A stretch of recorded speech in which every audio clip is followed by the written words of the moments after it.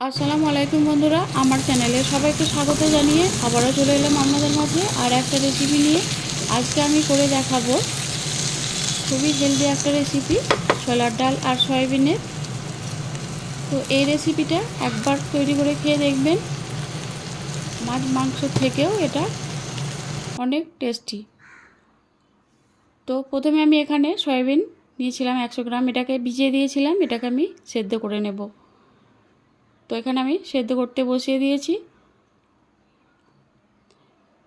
এরপর আমি এখানে ফ্রাই প্যান বসিয়ে দিয়েছি, এতে পরিমাণ মতো তেল দিয়ে দিয়েছি। আমি এখানে দিয়ে দেবো দুটো বড় সাইজের কোচানো আলুটাকে আমি ভেজে নেব। আলুটাকে দিয়েছি, এরপর আমি এখানে দিয়ে দেবো হলুদ গুঁড়ো আর স্বাদ মতো নুন। আলুটাকে আমি ভেজে নেব।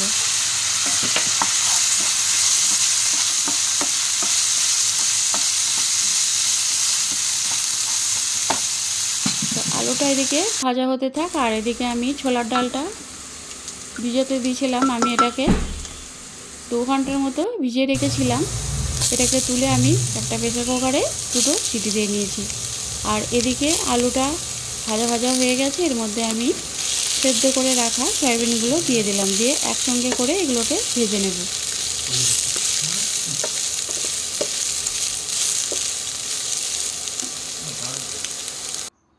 তো এদিকে সয়াবিনগুলো আমার প্রায় ভাজা হয়ে এসেছে। এরপর আমি এখানে একটা ফ্রাই প্যান গরম করে নিয়েছি। আবারও আমি এর মধ্যে দিয়ে দেব সর্ষের তেল পরিমাণ মতো, দিয়ে আমি এখানে ভেজে নেব পেঁয়াজ। আর এদিকে আমি 1 মুঠো নিয়েছি ছোলার ডাল সেদ্ধ, আর নিয়েছি 6 থেকে 7টা সয়াবিন দিয়ে এটাকে আমি একটা পেস্ট বানিয়ে নেব। তো তেলটা দেওয়ার পর আমি পেঁয়াজ দিয়ে এতে দিয়ে দিয়েছি ফোড়নের জন্য দুটো তেজপাত আর দুটো শুকনো লঙ্কা আর দুটো ছোটো এলাচ দিয়ে পেঁয়াজটা ভেজে নিয়ে এতে আমি মশলা দিয়ে দেবো। 1 চামচ লঙ্কা গুঁড়ো, 1 চামচ হলুদ গুঁড়ো, 1 চামচ জিরে গুঁড়ো দিয়ে দিলাম, জিরে গুঁড়ো, হলুদ গুঁড়ো, লঙ্কা গুঁড়ো। মশলাটাকে আমি একটু পেঁয়াজের সঙ্গে ভেজে নেব।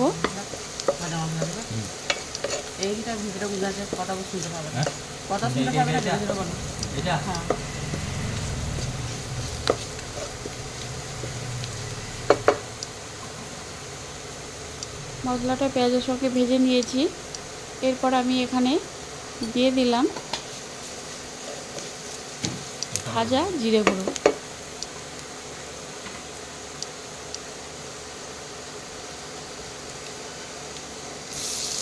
এরপর আমি এখানে দিয়ে দেবো একটা টমেটো কুচি।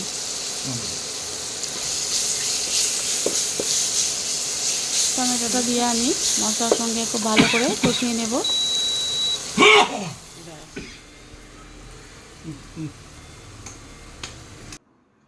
তো দেখুন টমেটোটা অনেকটাই নরম হয়ে গেছে।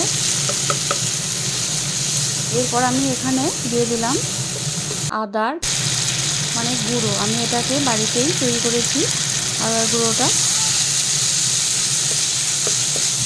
আর দিয়ে দিলাম 1 চামচ কাশ্মীরি লঙ্কা গুঁড়ো।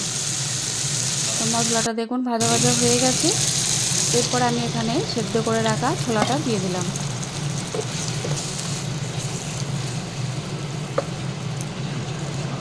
ছোলাটা দিয়ে মশলার সঙ্গে ভালো করে কষিয়ে নেব।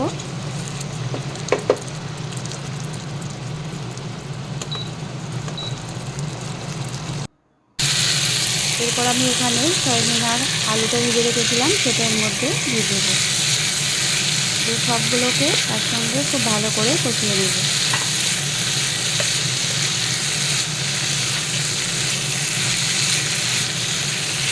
এই রেসিপিটা এতটাই টেস্টি হয়, আপনারা মাছ মাংস খাওয়া ভুলে যাবেন। দারুণ খেতে হয়। আমি বাড়ি খেয়ে দেখেছি, সেটা তোমাদের কাছে শেয়ার করলাম।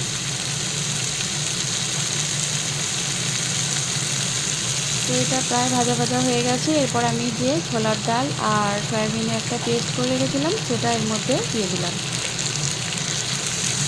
এটাকে আমি এর সঙ্গে ভালো করে নেড়ে চেড়ে মিশিয়ে নেব।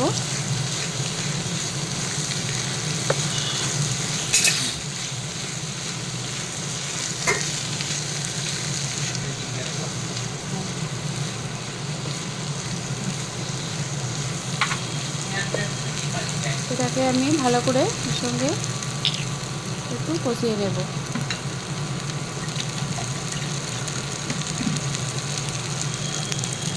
এরপর আমি এতে দিয়ে দিলাম অল্প একটু পানি, কারণ আমি যে পেস্ট বানিয়েছিলাম ওটা দিয়ে একটু অল্প করে পানি দিয়ে দিলাম এটা কষানোর জন্য। তো দেখুন এটা কষানো হয়ে গেছে। এরপর আমি এখানে আবারও অল্প একটু নুন দিয়ে দিলাম।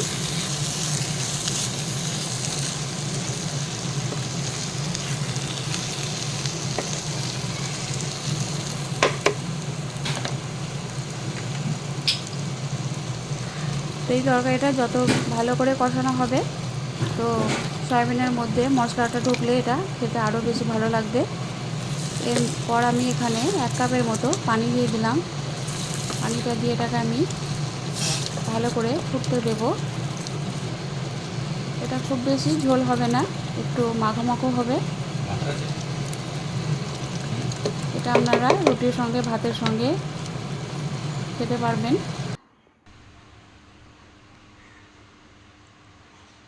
তো এটা আমার তৈরি হয়ে গেছে, দেখুন কতটা লোভনীয় লাগছে। তো এটা কেমন হয়েছে অবশ্যই জানাবেন।